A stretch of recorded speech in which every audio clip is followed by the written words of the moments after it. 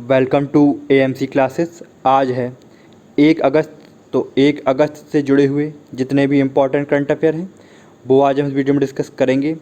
साथ ही आप वीडियो को लास्ट तक ज़रूर देखें क्योंकि इस वीडियो में हर करंट अफेयर डिटेल्स के साथ बताए गए हैं। साथ ही आप चैनल को सब्सक्राइब ज़रूर कर लें जिससे आगे आने वाली वीडियो की नोटिफिकेशन आपको प्राप्त हो सके। तो चलिए देखते हैं फर्स्ट क्वेश्चन। हाल ही में किस राज्य के मुख्यमंत्री ने पहली हेलीकॉप्टर सेवा का शुभारंभ किया है? तो पहली हेलीकॉप्टर सेवा का शुभारंभ उत्तराखंड राज्य के मुख्यमंत्री द्वारा किया गया है।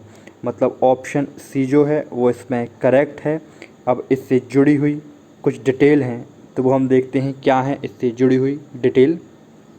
तो उत्तराखंड में देहरादून नई टिहरी श्रीनगर गोचर मार्ग पर एक सस्ती हेलीकॉप्टर सेवा के तहत उड़े देश का आम नागरिक क्षेत्रीय कनेक्टिविटी योजना का उद्घाटन किया गया है। तो कौन सी योजना का उद्घाटन किया गया है? उड़े देश का आम नागरिक क्षेत्रीय कनेक्टिविटी योजना का उद्घाटन किया गया है। उत्तराखंड के मुख्यमंत्री त्रिवेंद्र सिंह रावत के साथ केंद्रीय नागरिक उड्डयन मंत्री हरदीप सिंह पुरी ने वर्चुअली सेवा का उद्घाटन किया है जिसे पवन हंस लिमिटेड द्वारा संचालित किया जाएगा। तो ये जो हेलीकॉप्टर सेवा शुरू की गई है इसे पवन हंस लिमिटेड द्वारा संचालित किया जाएगा। ये हेलीकॉप्टर सेवा सप्ताह में 3 दिन सोमवार, बुधवार और शुक्रवार को उपलब्ध होगी। अब उत्तराखंड से जुड़े हुए कुछ और भी करंट अफेयर हैं तो वो हम जान लेते हैं क्या हैं वो करंट अफेयर। तो उत्तराखंड देश का पहला राज्य है जहां प्रत्येक कॉलेज को ई ग्रंथालय से जोड़ा गया है। नेक्स्ट है, उत्तराखंड सरकार ने वेस्ट टू एनर्जी नाम की एक पहल के तहत राज्य में उत्पन्न कचरे से बिजली बनाने का फैसला किया है। राज्य में स्मृति वन का उद्घाटन किया गया है।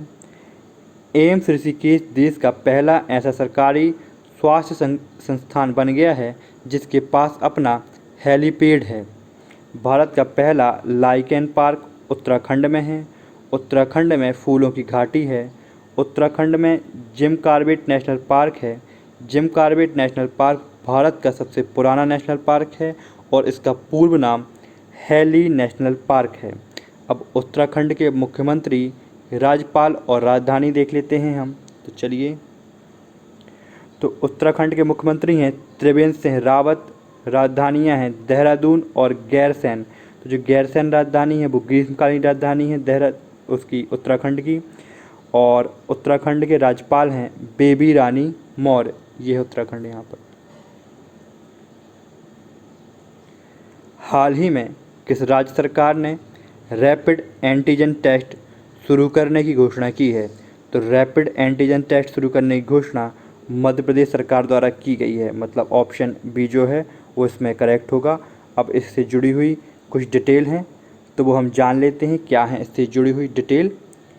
तो मध्य प्रदेश में कोविड-19 के केस लगातार बढ़ रहे हैं और उनमें तेज़ी आ रही है, इसलिए मध्य प्रदेश सरकार ने रैपिड एंटीजन टेस्ट की घोषणा की है।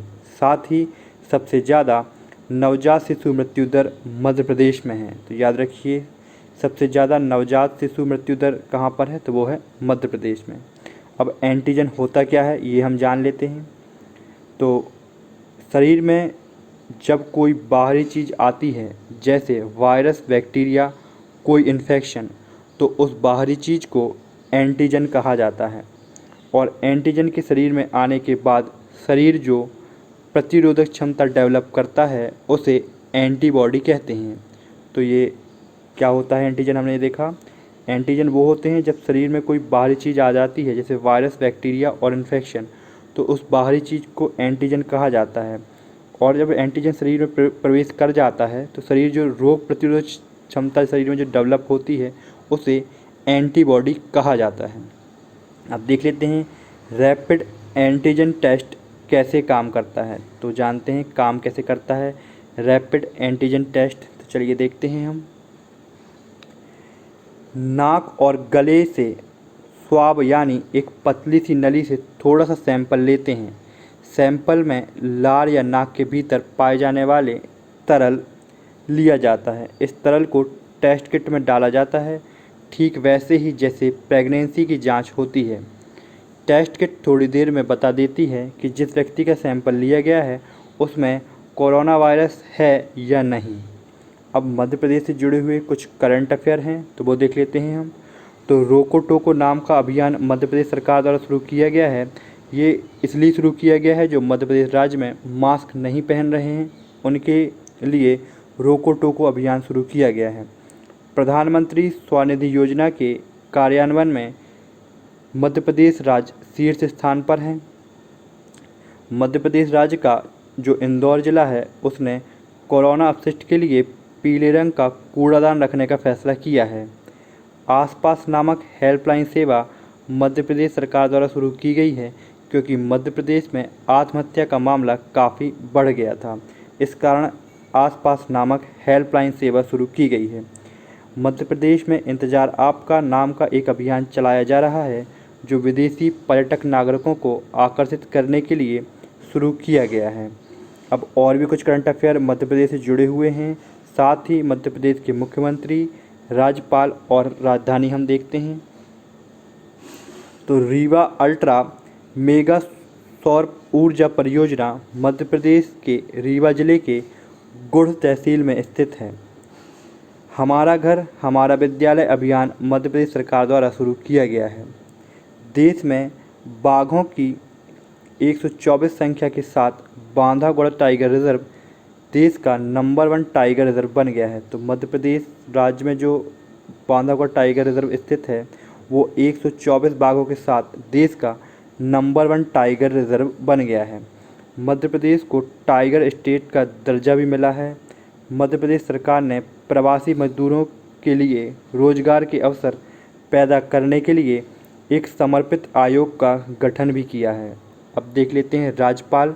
तो मध्य प्रदेश के राज्यपाल हैं आनंदीबेन पटेल, राजधानी है भोपाल, मुख्यमंत्री हैं शिवराज सिंह चौहान। ये है मध्य प्रदेश यहाँ पर। नेक्स्ट, किस राज्य के जिले को समग्र डेल्टा रैंकिंग में आकांक्षी जिलों की सूची में सबसे शीर्ष स्थान दिया गया है? तो वो कौन से राज्य का जिला है जिसे समग्र डेल्टा रैंकिंग में आकांक्षी जिलों की सूची में शीर्ष स्थान दिया गया है? तो वो राज्य है छत्तीसगढ़। छत्तीसगढ़ राज्य के जिले को समग्र डेल्टा रैंकिंग में आकांक्षी जिलों की सूची में शीर्ष स्थान दिया गया है। मतलब ऑप्शन सी जो है वो इसमें करेक्ट होगा। अब इससे जुड़ी हुई कुछ डिटेल हैं तो वो हम जानते हैं क्या है इससे जुड़ी हुई डिटेल।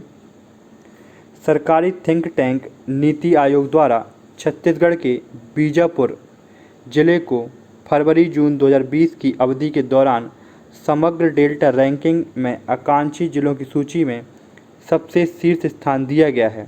वहीं री-भोई मेघालय और बहराइच उत्तर प्रदेश क्रमशः दूसरे और तीसरे स्थान पर हैं। डेल्टा रैंकिंग 112 आकांक्षी जिलों में इस साल फरवरी-जून के दौरान स्वास्थ्य, पोषण तथा शिक्षा समेत 6 विकासात्मक क्षेत्रों में हुई प्रगति के आधार पर निर्धारित की गई है। अब आकांक्षी जिलों के कार्यक्रम का उद्देश्य क्या है तो वो हम देख लेते हैं। जनवरी 2018 में शुरू किए गए आकांक्षी जिलों के कार्यक्रम का उद्देश्य उन जिलों को विकास की राह पर वापस लाना है जो प्रमुख सामाजिक क्षेत्र में पीछे रह गए हैं और अल्प विकसित श्रेणी में हैं। अब और भी कुछ करंट अफेयर छत्तीसगढ़ से जुड़े हुए हैं तो वो हम देख लेते हैं क्या है छत्तीसगढ़ से जुड़े हुए करंट अफेयर। पहले हम देखते हैं कि नीति आयोग के मुख्य कार्यकारी अधिकारी मतलब सीईओ कौन है तो वो हैं अमिताभ कांत। अब देखते हैं छत्तीसगढ़ के करंट अफेयर। तो छत्तीसगढ़ के बिलासपुर ज़िले में भारत की पहली राज्य स्तरीय ई लोक अदालत की शुरुआत हो गई है। मुख्यमंत्री दर्पण वेबसाइट और मोबाइल ऐप को राष्ट्रीय स्तर पर एलाइट्स एक्सीलेंस अवार्ड 2020 सम्मानित किया गया है। तो छत्तीसगढ़ के मुख्यमंत्री ने जो दर्पण वेबसाइट और मोबाइल ऐप सेवा शुरू की थी उसे राष्ट्रीय स्तर पर एलाइट्स एक्सीलेंट अवार्ड 2020 सम्मानित किया गया है। छत्तीसगढ़ राज्य ने लोक कला और संस्कृति को बचाने, संजोने और बढ़ावा देने के उद्देश्य से छत्तीसगढ़ संस्कृति परिषद के गठन को मंजूरी दे दी है। छत्तीसगढ़ में देश में अपनी तरह की पहली योजना गोधन न्याय योजना शुरू की गई है। अब देख लेते हैं छत्तीसगढ़ की राजधानी, मुख्यमंत्री और राज्यपाल। तो चलिए, मुख्यमंत्री हैं भूपेश बघेल, राज्यपाल हैं अनुसुईया उइके, राजधानियां हैं बिलासपुर और रायपुर। ये है Chhattisgarh. Next, digital wallet company MobiKwik ने किस नाम की नई यूपीआई लिंक सेवा शुरू की है? तो मोबीक्विक ने जो यूपीआई लिंक सेवा शुरू की है उसका नाम है mp.me यूपीआई लिंक सेवा मोबीक्विक द्वारा शुरू की गई है। मतलब ऑप्शन डी जो है वो इसमें करेक्ट होगा। अब इससे जुड़ी हुई कुछ डिटेल हैं तो वो हम देख लेते हैं क्या है। डिजिटल वॉलेट कंपनी मोबीक्विक ने mp.me नाम की नई यूपीआई लिंक सेवा शुरू की है जो यूजर्स को किसी भी यूपीआई पेमेंट ऐप से पैसे भेजने और प्राप्त करने में सक्षम बनाएगी।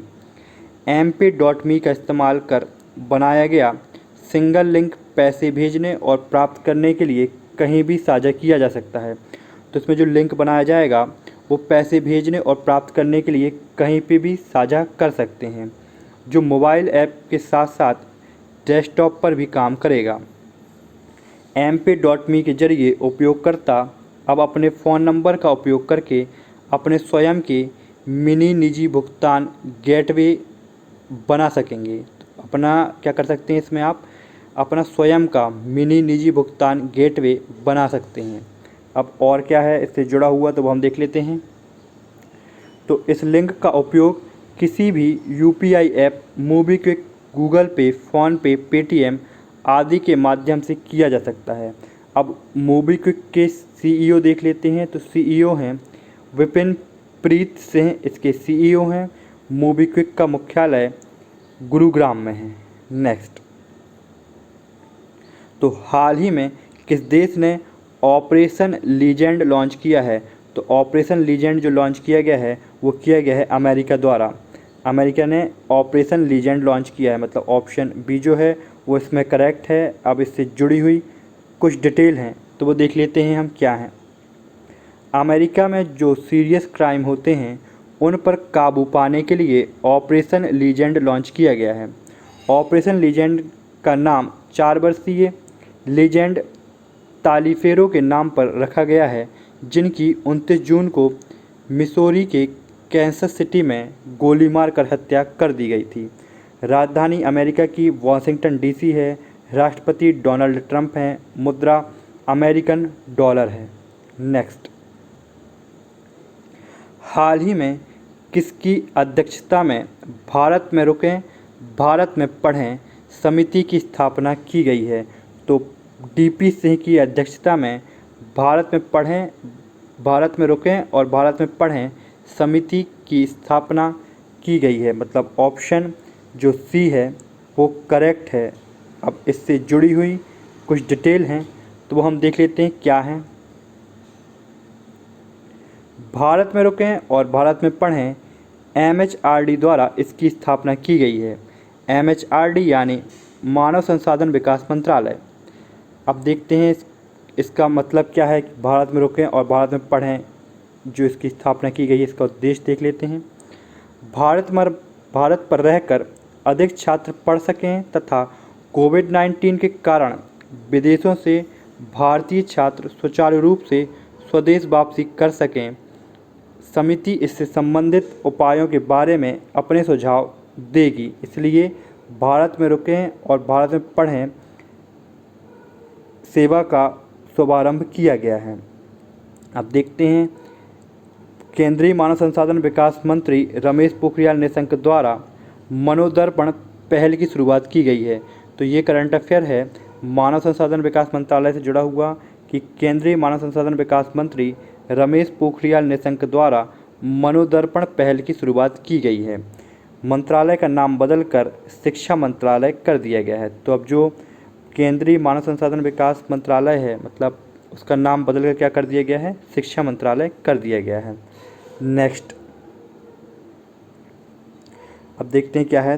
तो ड्रग डिस्कवरी हैकाथॉन को केंद्रीय मानव संसाधन विकास मंत्री रमेश पोखरियाल निशंक और केंद्रीय स्वास्थ्य परिवार कल्याण और विज्ञान और प्रौद्योगिकी मंत्रालय के मंत्री डॉक्टर हर्षवर्धन द्वारा लॉन्च किया गया है। तो याद रखिए, ड्रग डिस्कवरी हैकाथॉन जो लॉन्च किया गया है वो केंद्रीय मानव संसाधन विकास मंत्री रमेश पोखरियाल निशंक द्वारा तथा केंद्रीय परिवार कल्याण, विज्ञान और प्रौद्योगिकी मंत्रालय के मंत्री डॉक्टर हर्षवर्धन द्वारा किया गया है। अब देख लेते हैं नेक्स्ट क्या है।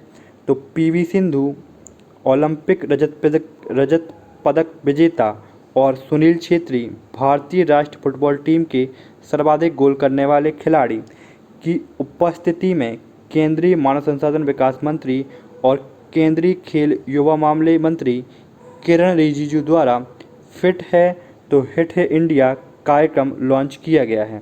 याद रखिएगा, फिट है तो हिट है इंडिया कार्यक्रम जो लॉन्च किया गया है वो केंद्रीय मानव संसाधन विकास मंत्री और केंद्रीय खेल युवा मामले के मंत्री किरण रिजिजू द्वारा इसको लॉन्च किया गया है। नेक्स्ट, हाल ही में किस देश की संसद ने सोशल मीडिया को नियंत्रित करने वाला कानून पारित किया है? तो वो देश है तुर्की। तुर्की देश ने सोशल मीडिया को नियंत्रित करने वाला कानून पारित किया है, मतलब ऑप्शन सी जो है वो इसमें करेक्ट है। अब इससे जुड़ी हुई कुछ डिटेल हैं तो वो देख लेते हैं हम क्या हैं इससे जुड़ी हुई डिटेल। तो तुर्की की संसद में एक ऐसे कानून को मंजूरी दी है जो सेंसरशिप को बढ़ती चिंताओं के बावजूद अधिकारियों को सोशल मीडिया को विनियमित करने में ज़्यादा शक्ति प्रदान करती है। इस कानून के बाद सोशल मीडिया के देश की सरकार के हाथ में चले जाने की संभावना बढ़ जाएगी। इस कदम को मानव अधिकार संगठनों ने ऑनलाइन सेंसरशिप करार दिया है। अब देख लेते हैं राजधानी तुर्की की, तो वो है अंकारा, मुद्रा है तुर्की लीरा, राष्ट्रपति हैं तैयब एर्दोगन। तो तैयब एर्दोगन क्या है, इधर के राष्ट्रपति हैं। नेक्स्ट, हाल ही में किस देश ने जरकान मिसाइल सफलतापूर्वक परीक्षण किया है? तो किस देश ने जारकन मिसाइल का सफलतापूर्वक परीक्षण किया है? तो वो देश है रूस। रूस द्वारा जारकन मिसाइल का सफलतापूर्वक परीक्षण किया गया है, मतलब ऑप्शन बी जो है वो इसमें करेक्ट है। अब इससे जुड़ी हुई कुछ डिटेल हैं तो वो देख लेते हैं हम क्या हैं। तो करंट अफेयर है रूस से जुड़ा हुआ कि रूस में वैक्सीन के ह्यूमन ट्रायल ख़त्म करने वाला पहला देश बना है। तो रूस जो है वो वैक्सीन के ह्यूमन ट्रायल को ख़त्म करने वाला पहला देश बन गया है। रूस ने MGTD-20 gas turbine 3D printed aircraft engine का सफल उड़ान परीक्षण भी किया है। अब राजधानी देख लेते हैं रूस की, तो वो है मॉस्को, राष्ट्रपति हैं व्लादिमीर पुतिन, मुद्रा है रूसी रूबल, प्रधानमंत्री हैं मिखाइल मिशुस्टिन। महाद्वीप, तो ये किस महाद्वीप में आता है? ये आता है यूरोप एशिया, मतलब यूरेशिया महाद्वीप पर आता है। ये है यहाँ, ये रूस का एरिया पूरा। नेक्स्ट, तो हाल ही में किस देश ने टिकटॉक के इस्तेमाल पर 5 महिलाओं को 2 साल की सज़ा सुनाई है? तो वो देश है मिस्र। मिस्र देश ने क्या किया है? टिकटॉक के इस्तेमाल पर 5 महिलाओं को 2 साल की सज़ा सुनाई है, मतलब ऑप्शन बी जो है वो इसमें करेक्ट है। ये सज़ा इसलिए सुनाई गई है क्योंकि आपत्तिजनक पोस्ट की गई थी महिलाओं द्वारा, इसलिए उनको 2 साल की सज़ा सुनाई गई है।